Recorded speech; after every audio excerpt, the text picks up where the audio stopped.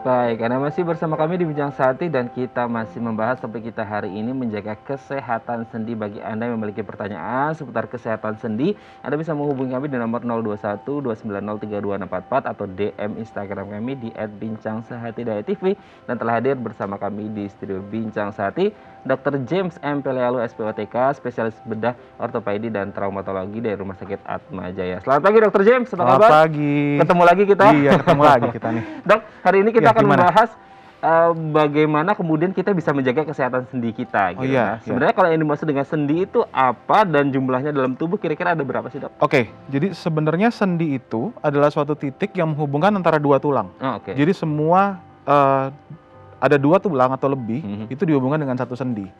Nah, di badan kita sendiri itu sebenarnya banyak sekali sendi. Ada sekitar 250 sampai 350. Masing-masing orang ya, berbeda-beda ini mungkin. Cuma memang ada 250 sampai 350 sendi di dalam tubuh Kenapa manusia. beda-beda itu tergantung jenis kelamin atau pertumbuhan mungkin dari tumbuh kembang anak dewasa gitu? Ya, jadi pertumbuhan itu akan mempengaruhi jumlah dari sendi itu. Oh, oke. Karena ada beberapa tulang yang nantinya pada masa maturitas akan menjadi satu. Oh. Nah, ini yang kadang-kadang orang suka nggak ngeh nih. Ya, makanya kenapa bisa berubah antara 250 sampai 350. Karena ada beberapa sendi yang nantinya akan jadi satu. Oh gitu, oke, Iya. oke. Dengan antara 250 sampai 350 ini lumayan Betul. banyak gitu ya. Banyak Lumayan sekali banyak itu. seperti itu. Iya. Nah sebenarnya kalau berbicara tentang, tadi kan memang ini penghubung gitu antara dua tulang. Nah sebenarnya selain fungsi dasar penghubung, ada fungsi yang lain nggak sih, Dok, untuk si sendi ini sendiri? Sebenarnya sendi itu fungsi yang paling penting adalah menghubungkan dua tulang. Sebenarnya itu. Nah, ditambah lagi ada beberapa sendi yang emang fungsinya memang untuk bergerak sebagai pergerakan. Tetapi sebenarnya kalau di buku mereka bilang ada beberapa sendi yang memang namanya sendi mati. Sendi mati itu antara tulang dihubungkan tanpa ada gerakan justru. Itu fungsinya untuk melindungi, biasanya proteksi. Contoh yang paling umum adalah tengkorak. Tengkorak kita itu dibentuk dari beberapa tulang yang jadi satu oleh sendi, tapi sendi itu tidak ada gerakan sama sekali, sehingga fungsinya hanya sebagai proteksi. Dia memproteksi otak. Ada yang kedua, itu sendi yang kita bilang sebagai sendi kaku. Sendi kaku itu dihubungkan dengan dua tulang, tetapi hanya memungkinkan sedikit gerakan. Sedikit, itu biasa kita ketemukan di tulang belakang. Itu sedikit gerakan. Nah, ada satu lagi yang sendi yang memang fungsinya untuk bergerak. Itu semua di ekstremitas kita, di badan kita juga banyak. Itu sebenarnya. Jadi fungsinya nggak cuma itu. Iya. Oke, dari 250 sampai 350 dan fungsinya tuh beda-beda gitu ya. Beda-beda. Ada yang dia bisa untuk penghubung, untuk bergerak, ada yang juga statis seperti itu ya. Tapi pertanyaannya kemudian dengan dengan jumlah yang banyak dan fungsinya masing-masing seperti itu, apa biasanya menjadi faktor risiko terganggunya fungsi sendi ini sendiri, Dok? Oke, untuk faktor resiko terjadinya gangguan pada sendi itu sebenarnya ada beberapa faktor. Yang paling pertama adalah trauma. Kita jatuh, kita kecelakaan, itu sendi kita bisa tergeser. Itu yang paling pertama. Yang nomor dua adalah infeksi. Nah, orang kadang-kadang suka nggak pernah nyadar kalau ada infeksi di sendi yang sangat akan mengganggu pergerakan dari sendi itu sendiri. Yang ketiga, baru yang kita sebut sebagai degeneratif, yang Dr. Doni tadi bilang sebagai osteoartritis atau rheumatoid arthritis atau rematik. Itu juga salah satu faktor-faktor yang membuat sendi itu menjadi sakit. Nah ini sebenarnya. Oke, kalau osteoartritis kan faktor degeneratif nggak bisa dihindari ya, Dok ya? Iya, istilahnya itu diminimalkan ya? Diminimalkan, dan sebenarnya saya selalu bilang coba dinikmati. Karena itu proses penuaan yang tidak bisa diregenerasikan sebenarnya. Oke, Dok. Sebelum lanjut, ini sudah ada DM Instagram, Dok. Ini kayaknya ada yang punya masalah dengan sendinya, kita lihat. Silakan. Dari @tariintan, usia saya 23 tahun, kemarin sehabis bangun tidur, jari-jari kaki dan tangan saya terasa nyeri gitu setiap kali saya berjalan. Badan terasa lesu dan pegel juga. Apa penyebabnya ya, Dok ya? Wah, ini masih muda ya, Dok, 23 tahun. Gimana ya, Dok, dari Mbak Tari? Oke, terima kasih Mbak Tari. Sebenarnya ini usia masih sangat muda ya. Iya, muda sekali. Muda banget ya. Tapi biasanya kalau memang sehabis tidur, bangun terus rasa kaku-kaku pada sendi itu, yang kalau untuk orang muda saya selalu bilang gini, aktivitas sebelum dari hari ini apa? Harus tahu riwayatnya ya? Ya, jadi background dulu riwayat dia sendiri apa. Kalau memang orang ini banyak sekali menggunakan tangannya atau menggunakan kakinya terlalu banyak, terus kemudian itu sudah melewati faktor batasan badan dia, sendi itu akan cenderung untuk menjadi kaku pada awalnya. Sehingga rasa nyeri dan kekakuan pada pagi-pagi itu biasanya akan dirasakan. Tetapi kalau yang seperti ini biasanya saya kadang-kadang hanya bilang suruh stretching, terus kemudian menggerakkan daerah tangan atau kakinya atau sedikit berolahraga, itu sudah cukup untuk membuat sendi-sendi itu menjadi kembali berfungsi seperti normal. Begitu. Tapi yang pasti fokus pada kegiatan dia sebelumnya apa, jangan di overuse-kan. Itu yang paling penting sebenarnya. Tetap catatan pentingnya adalah membatasi sesuai dengan kemampuan tubuh gitu ya Dok ya. Tapi kalau mungkin kan tadi kita juga sempat bahas degeneratif, masalah usia kan gitu. Itu memang tidak bisa dihindari, bisa diminimalkan. Nah, kalau untuk usia 23 tahun ini kan sangat muda sekali dan sudah muncul gejala-gejala seperti ini. Maksudnya apa yang biasanya menjadi faktor risiko kenapa di usia muda bisa muncul keluhan-keluhan seperti ini, Dok? Yang paling pertama adalah aktivitas kita. Aktivitas kita dan termasuk pekerjaan kita sendiri. Kadang-kadang saya menemukan ada orang yang bekerja 8 jam di depan komputer dengan tangan yang hampir 5 jam memegang mouse. Itu besok paginya biasanya kadang-kadang akan lebih kaku dari biasanya. Jadi kalau saya selalu bilang aktivitas boleh, tetapi kasih sedikit waktu untuk badan beristirahat. Jadi itu yang paling penting juga. Berarti intinya ya lagi-lagi harus mengukur kemampuan diri ya, jangan terlalu diporsir, apalagi sama masa pandemi ini. Fisik pikiran juga ya, jadi sangat bahaya. Semoga ini bisa menjawab pertanyaan dari Mbak Tari dan tetap harus menjaga kesehatan, pola hidup yang sehat gitu ya Dok ya. Oke Dok, kita lanjut lagi. Kalau mungkin berdasarkan tingkat prevalensi, mana yang lebih dominan terjadi gangguan sendi seperti apa yang terjadi di Indonesia ini Dok? Jadi kalau untuk prevalensi di Indonesia paling sering yang saya ketemukan itu 2. Satu, nyeri di daerah tulang belakang. Satu lagi nyeri daerah lutut. Baru kemudian ada yang pinggul. Baru kemudian jari. Ini yang paling sering, 2 tersering adalah tulang belakang dan pinggul dan lutut sebenarnya yang tersering.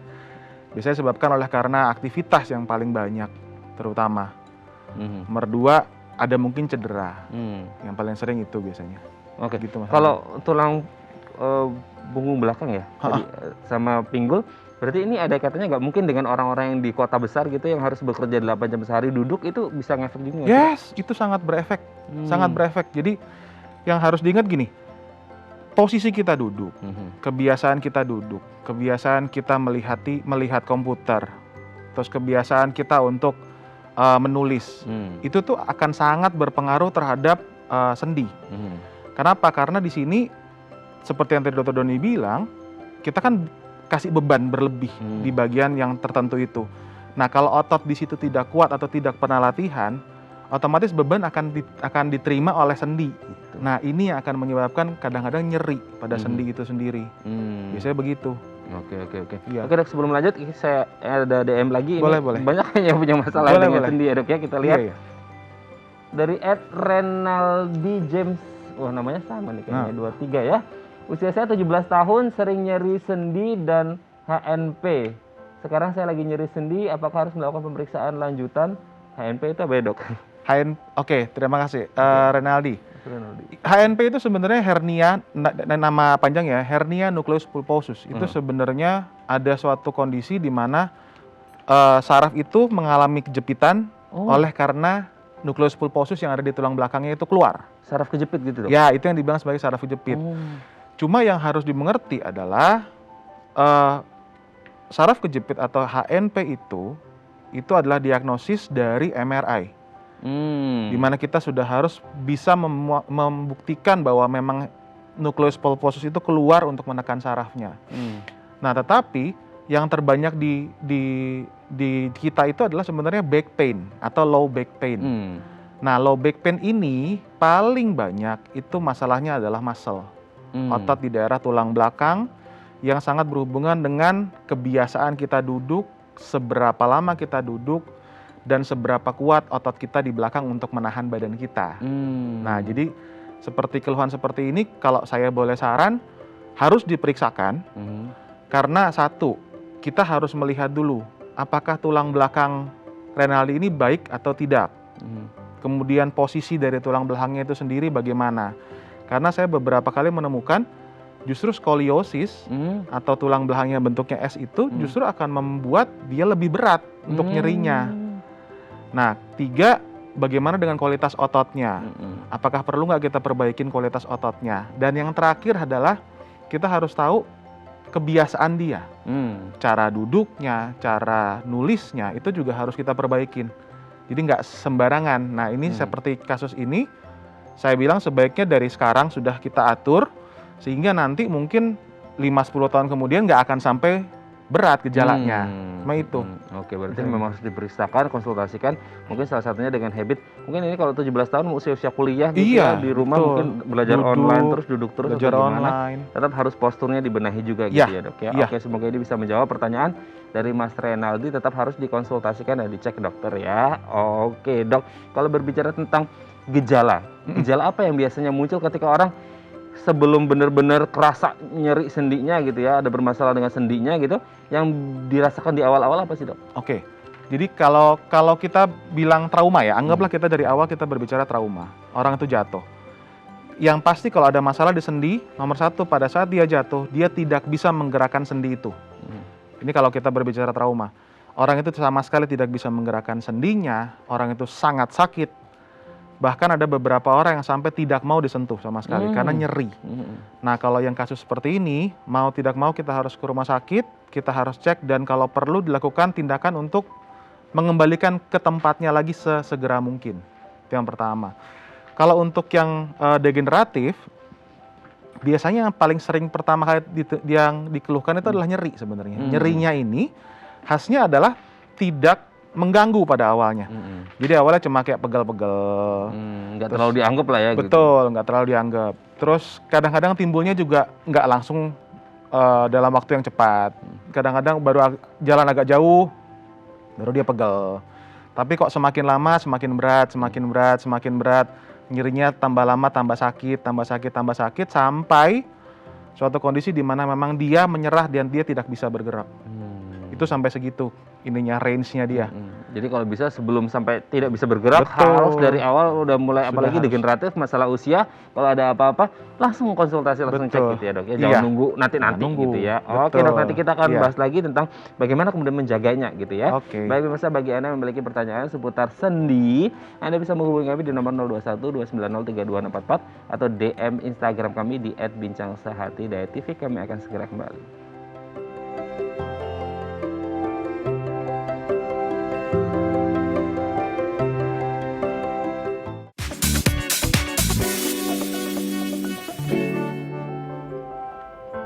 Baik, Anda masih bersama kami di Bincang Sehati dan kita masih membahas topik kita hari ini menjaga kesehatan sendi. Bagi Anda yang memiliki pertanyaan, Anda bisa menghubungi kami di nomor 021 290 32644 atau DM Instagram kami di @bincangsehati.tv.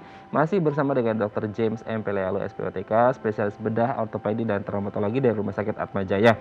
Dok, kalau tadi kan memang salah satu faktor risikonya adalah usia mungkin degeneratif gitu ya. Tapi kalau dari jenis kelamin ada tidak, Dok, yang kemudian lebih rentan?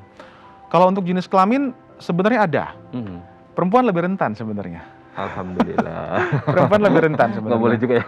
Tetapi bukan berarti laki-laki bisa terbebas, tidak seperti itu. Kadang-kadang yang harus dimengerti adalah lokasinya yang kadang-kadang suka beda. Jadi kalau pada perempuan yang biasanya sering kena di lutut, para laki-laki justru kebanyakan di tulang belakang. Oh, malah di tulang belakang. Ya, jadi walaupun angka perbandingan sih nggak terlalu jauh, tetapi itu biasanya disebabkan oleh karena kebiasaan aktivitas dari masing-masing orang. Contohnya kalau laki-laki kan kita lebih banyak angkat berat, lebih banyak aktivitas kita yang lebih di luar rumah yang terlalu berat.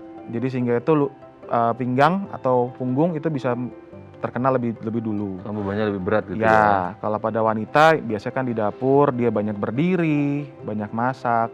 Kadang-kadang itu juga bisa membantu untuk mempercepat timbulnya nyeri di daerah lutut. Oke. Berarti memang ada risiko. Tapi bukan berarti wanita selalu terus, tapi tergantung bagaimana kemudian pola hidupnya. Betul. Ya itu ya, tadi menahan beban segala macam ya, Dok. Nah, kalau berbicara tentang kayak sendi atau tulang itu kan pasti orang identik dengan ngomongin masalah kalsium nih, Dok. Nah, apakah kemudian kekurangan kalsium juga bisa menjadi faktor risiko? Oke, jadi gini, kalsium itu diperlukan untuk tulang.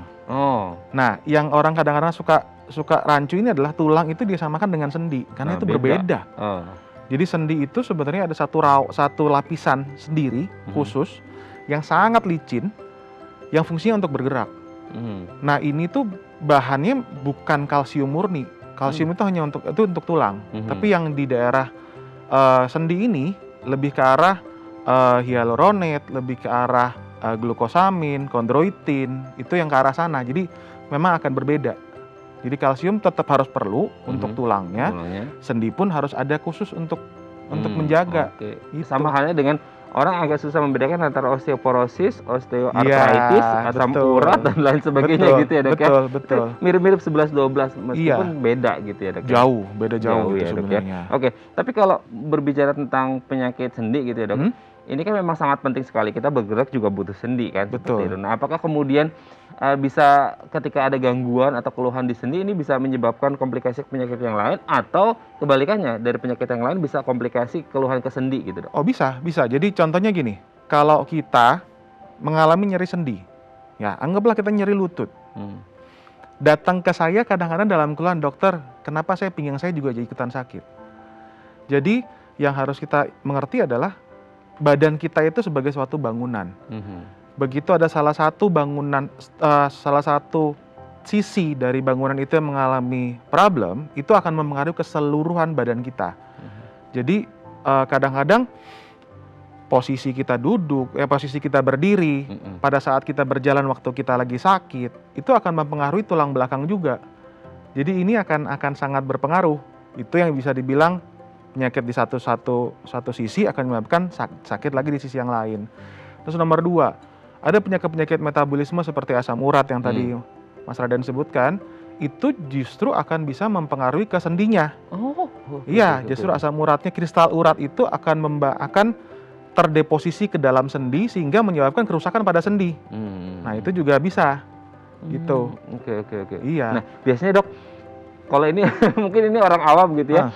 Jadi karena kita nggak tahu tentang medis gitu, biasanya kalau ada orang dengan keluhan apa, pegel-pegel, nyeri-nyeri, itu biasanya orang dipijet ya. Gitu kan, mungkin sebagai tindakan pertama gitu. Sebenarnya ini efeknya apa? Ada efek atau tidak? Atau justru bahaya atau tidak gitu?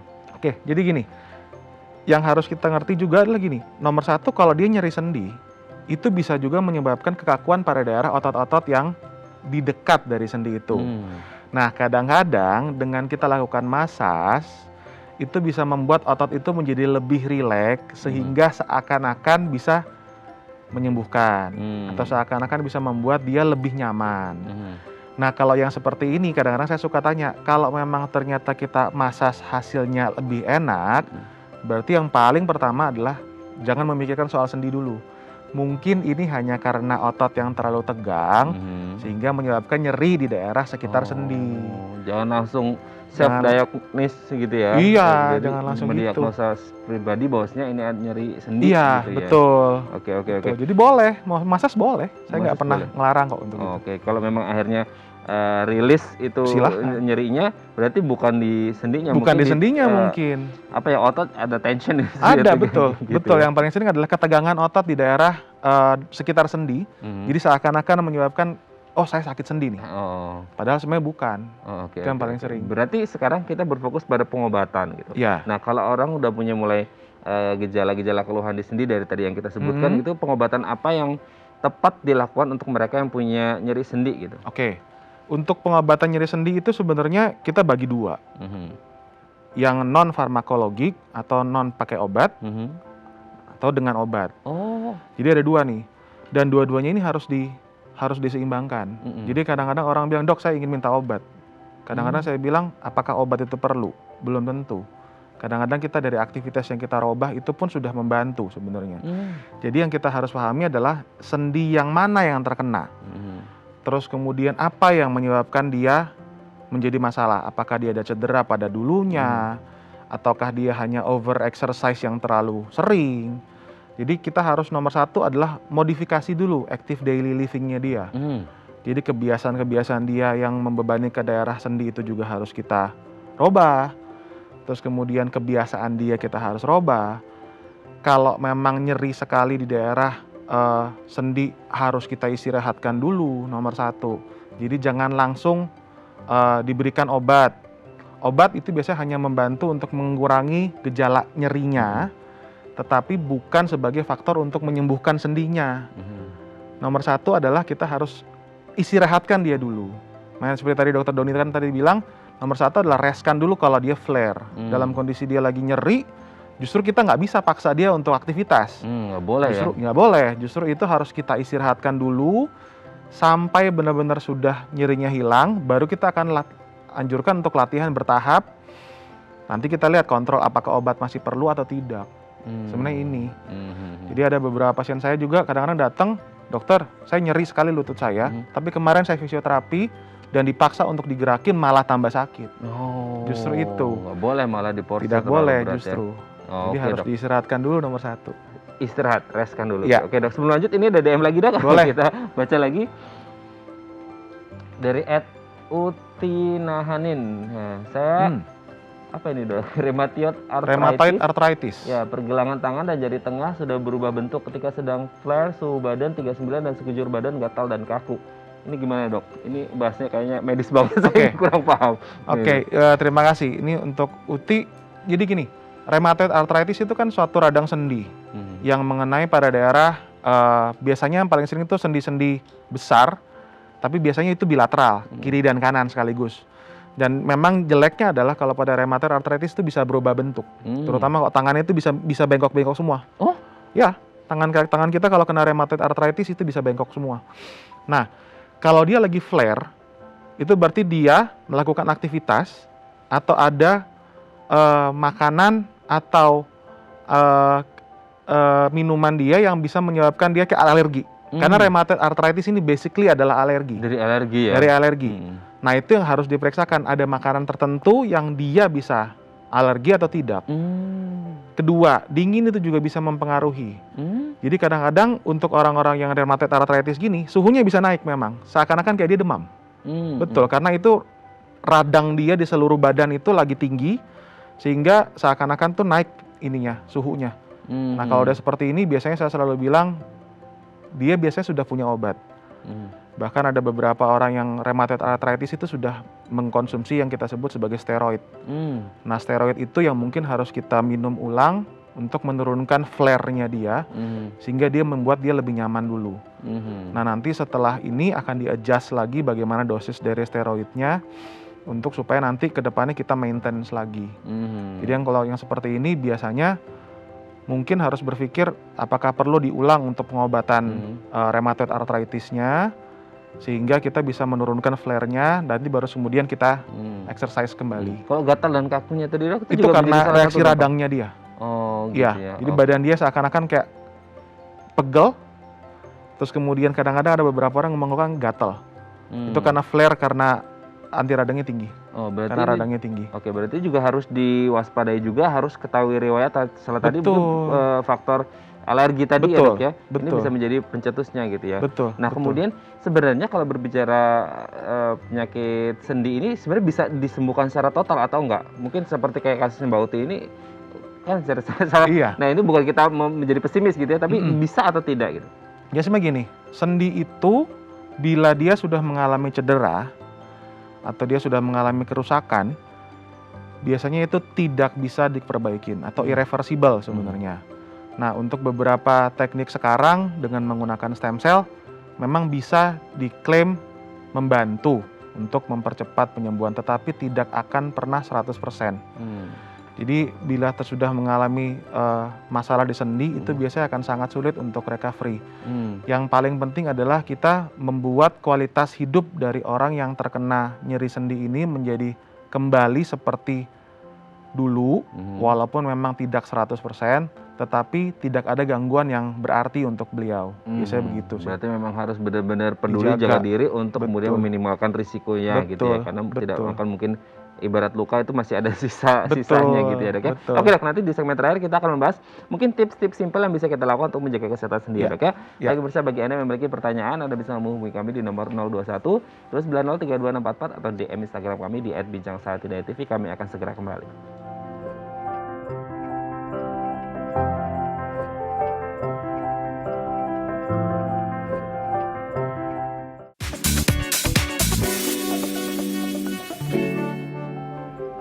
Baik, Anda masih bersama kami di Bincang Sehati. Di segmen terakhir ini kita akan membahas beberapa tips yang bisa kita lakukan untuk menjaga sendi kita tetap sehat. Seperti tadi selama break ya dok ya, kita seru sekali ngobrol dengan tim teman-teman kru di studio, bahwasanya banyak hal yang harus kita lakukan gitu untuk membuat postur tubuh kita menjadi lebih baik dan mengurangi dampak risiko dari nyeri sendi ataupun tulang. Ini sangat luar biasa, apalagi masa pandemi ya dok ya. Iya, betul. Banyak orang WFH, SFH ini menjadi catatan penting gitu ya. Ini kita harus belajar. Oke, kita lihat yang pertama.